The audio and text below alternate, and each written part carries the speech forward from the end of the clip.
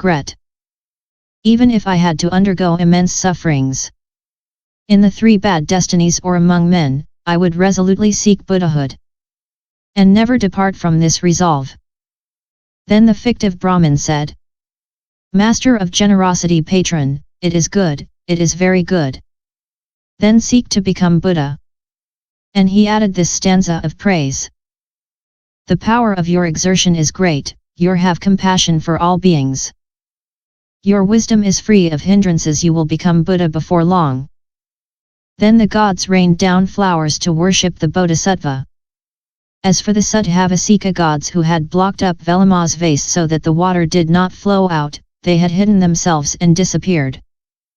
Then the bodhisattva went to the Brahmin who was the oldest of all those who had been invited and, with his golden vase, wanted to pour the water over him, meaning to transfer full ownership over all the benefits that he was distributing to the Brahmin by means of this libation.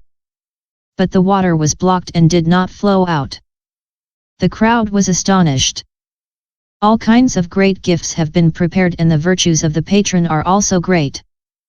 Then why does not the water flow out? The bodhisattva said, It is not their fault. Was not my mind impure? Have I not kept something back that I should have given? Why is this happening to me? He consulted the treatises on sacrifice and the 16 volumes and he saw that his purity was faultless. Then the gods said to the bodhisattva, Don't worry. There is nothing that you have not planned for. The fault is with these bad impure Brahmins whom you wished to gratify. Then the gods spoke this stanza.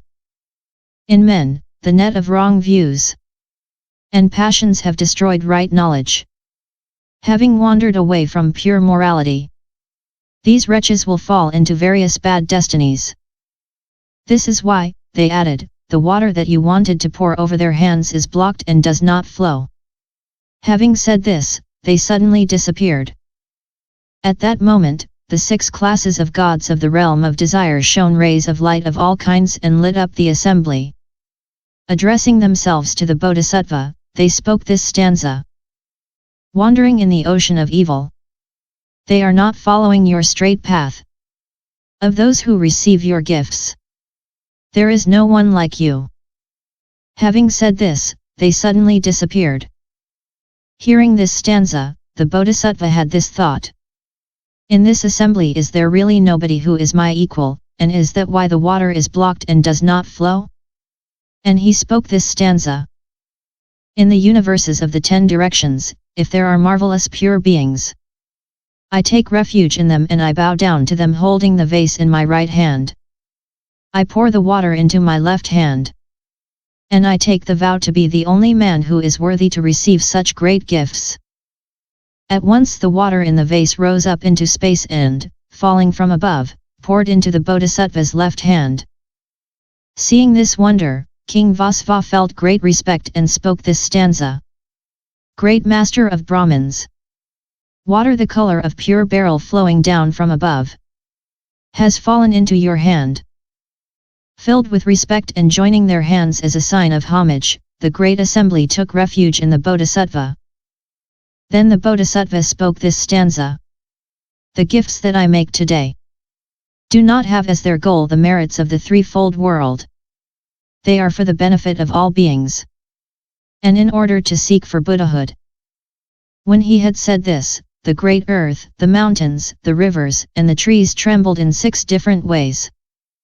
At the beginning, Velama had given alms to the assembly of Brahmins with the idea that they were worthy of receiving his homage. Afterwards, when he had understood that this assembly were unworthy, it was out of compassion and no longer from respect, that he gave them gifts that they had already received. Jatakas and avadanas of this type relating to all kinds of gifts could be cited at length here. Those are outer gifts, but what are inner gifts? 4. Inner generosity. Inner generosity consists of giving one's life to others without any regret, as is told in the Jatakas and avadanas. 1. The king who set fire to his body so as to hear a Buddhist stanza.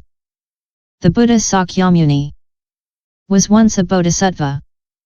At one time when he was the king of a great country, there was neither Buddha nor Dharma nor Sangha of monks. Having gone forth 4 times to seek the Buddhist Dharma, the king understood that he would not find it. A Brahmin said to the king, "I know a stanza of the Buddha. If you pay homage to me, I will give it to you." The king asked, "What homage do you want?" The Brahmin replied, "If you give the upper part of your body and cut the flesh into the shape of a wick and pay homage to me with it, I will surely give you the stanza." The king said to himself, "My body is fragile and impure. From one lifetime to the next, it experiences innumerable sufferings.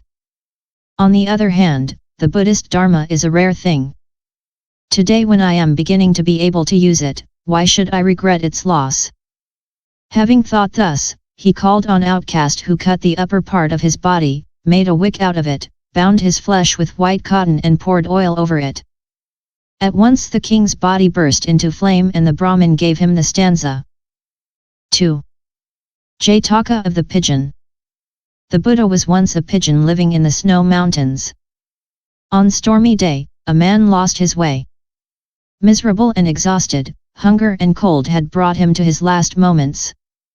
Seeing this man, the pigeon flew to look for fire, collected some kindling and lit it.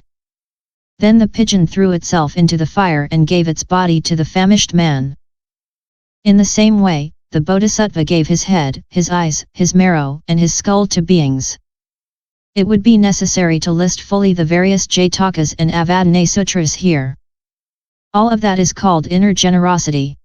The immensity of these inner and outer gifts is the nature of generosity. End chapter.